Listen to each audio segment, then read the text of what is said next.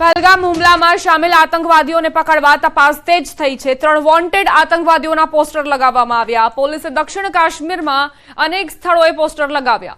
આતંકીઓની માહિતી આપનાર માટે 20 લાખના ઇનામની જાહેરાત કરવામાં આવી છે।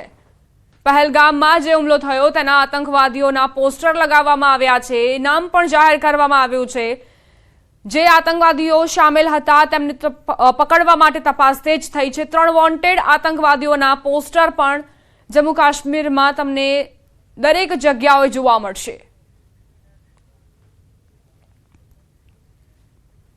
પાકિસ્તાન સાથે યુદ્ધ વિરામના 51 કલાક પછી પીએમ મોદીએ રાષ્ટ્રને સંબોધન કર્યું। ઓપરેશન સિંદૂર અંગે કહ્યું કે આપણે તે આતંકવાદીઓને ખતમ કરી દીધા છે જેમણે આપણી માતાઓ અને બહેનોના સિંદૂર ઉજાડ્યા હતા। ઓપરેશન સિંદૂરમાં સૌથી વધુ ખતરનાક આતંકીઓને મોતને ઘાટ ઉતારાયા। 3 દિવસમાં જ પાકિસ્તાનને ધૂળ ચટાવતું કર્યું। પીએમ મોદીએ પાકિસ્તાનને કડક સંદેશ આપતા કહ્યું કે હવે દરેક વખતે આવો જવાબ મળશે। હાલ જવાબી કાર્યવાહી માત્ર સ્થગિત કરી છે। પાકિસ્તાન સાથે આતંક અને પીઓકે મુદ્દે જ વાતચીત થશે। પાણી અને લોહી એક સાથે નહીં વહે।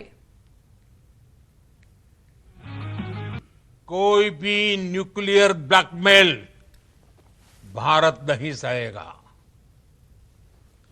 न्यूक्लियर ब्लैकमेल की आड़ में पनप रहे आतंकी ठिकानों पर भारत सटीक और निर्णायक प्रहार करेगा।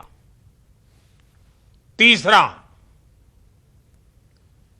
हम आतंक की सरपरस्त सरकार और आतंक के आकाओं को अलग अलग नहीं देखेंगे।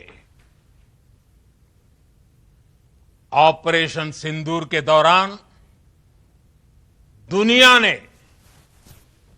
पाकिस्तान का वो घिनौना सच फिर देखा है जब मारे गए आतंकियों को विदाई देने पाकिस्तानी सेना के बड़े बड़े अफसर उमड़ पड़े। स्टेट स्पॉन्सर्ड टेररिज्म का ये बहुत बड़ा सबूत है। हम भारत और अपने नागरिकों को किसी भी खतरे से बचाने के लिए लगातार निर्णायक कदम उठाते रहेंगे। અમરેલીના શંકાસ્પદ મૌલાના સામે કડક કાર્યવાહી કરવામાં આવી છે। ધારીના હિમખડીપરા વિસ્તારમાં આવેલ મૌલાના જ્યાં રહેતો હતો તે મદ્રેસા પર તંત્ર દ્વારા બુલડોઝર ફેરવી દેવામાં આવ્યું હતું। મહત્વનું છે કે થોડા દિવસ પહેલા પોલીસ તપાસ દરમિયાન મૌલાનાના વોટ્સએપમાંથી પાકિસ્તાનના કેટલાક વોટ્સએપ ગ્રુપ મળી આવ્યા હતા જેને લઈને પોલીસને શંકા જતા જિલ્લા પોલીસ અધિકારી તથા કલેક્ટરના માર્ગદર્શન હેઠળ અલગ અલગ ટીમોએ મદ્રેસામાં તપાસ કરી હતી। હવે કડક કાર્યવાહીના ભાગરૂપે વહીવટી તંત્રએ મદ્રેસા પર બુલડોઝર ફેરવી દીધું હતું।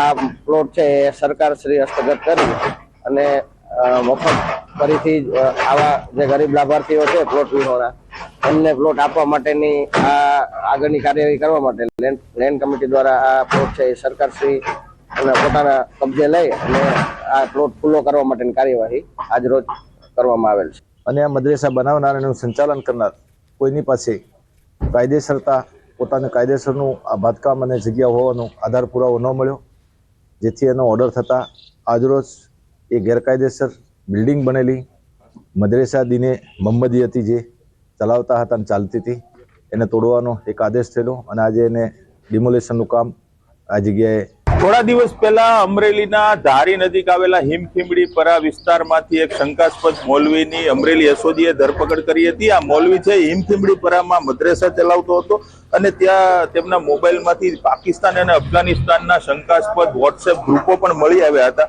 ત્યારબાદ તંત્ર દ્વારા એક્શન લેવામાં આવી રહ્યું છે અને અત્યારે હાલ જે સૌથી મોટી કાર્યવાહી છે આપ જોઈ રહ્યા છો કે હિમખીમડીપરામાં આવેલા મૌલાનાનું મદ્રેસા છે તેમને જમીનદોસ્ત કરી દેવામાં આવ્યું છે। આજે વહેલી સવારથી જ આ પ્રક્રિયા હાથ ધરવામાં આવી છે। તંત્ર અને પોલીસના ચુસ્ત બંદોબસ્ત સાથે આ મૌલવીના જે મદ્રેસા છે તેમને જમીનદોસ્ત કરી દેવામાં આવ્યું છે।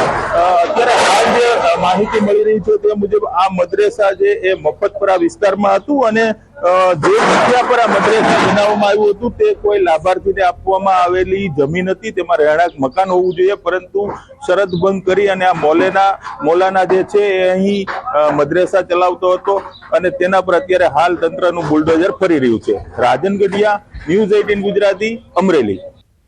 સમાચાર કચ્છથી પ્રાપ્ત થઈ રહ્યા છે। સમૂહ લગ્નમાં મહંત પર જીવલેણ હુમલાની ઘટના। નખત્રાણામાં મહંત પર હુમલાની ઘટના બની। હુમલાની ઘટનામાં 7 લોકો સામે ફરિયાદ નોંધાઈ। નખત્રાણા તાલુકાના નાગલપર ફાટક પાસે ગુરુ ગરવા સમાજ દ્વારા આયોજિત 18મા સમૂહ લગ્ન પ્રસંગમાં મહંત પર જીવલેણ હુમલો થયો। હજારોની ભીડ વચ્ચે 7 લોકો દ્વારા હુમલો કરી હત્યાનો પ્રયાસ કરાતા ચકચાર મચી।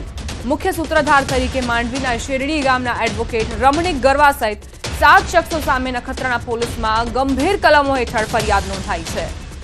નખત્રાણાની આ ઘટના જ્યાં 18મા સમૂહ લગ્નનું આયોજન કરવામાં આવ્યું હતું અને તેમાં આ ઘટના બની। સંવાદદાતા મેહુલ જોડાઈ ગયા છે વધુ જાણકારી સાથે। મેહુલ, નખત્રાણામાં મહંત પર હુમલાની ઘટના બની છે, શું વિગતો? જી, ચોક્કસથી વાત કરી તો નખત્રાણા સમૂહ લગ્નમાં મહંત પર જીવલેણ હુમલો કરાયો હતો, જે 7 લોકો સામે ફરિયાદ નોંધવામાં આવી છે। નખત્રાણા તાલુકાના જે નાગલપર ફાટક પાસે ગુરુ ગરવા સમાજ દ્વારા આયોજિત 18મા સમૂહ લગ્ન પ્રસંગ હતો, ત્યારે આ મહંત પર જીવલેણ છે તે હુમલો કરવામાં આવ્યો હતો। હજારોની ભીડ હતી, તેના વચ્ચે 7 લોકો દ્વારા આ હુમલો કરવાનો પ્રયત્ન કરાયો હતો।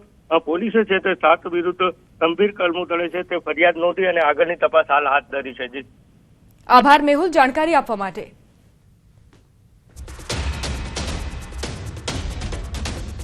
તો આ તરફ અમદાવાદમાં સામાન્ય બાબતે વૃદ્ધને માર મારવામાં આવ્યો છે। વૃદ્ધને માર માર્યાની ઘટના સીસીટીવીમાં કેદ થઈ।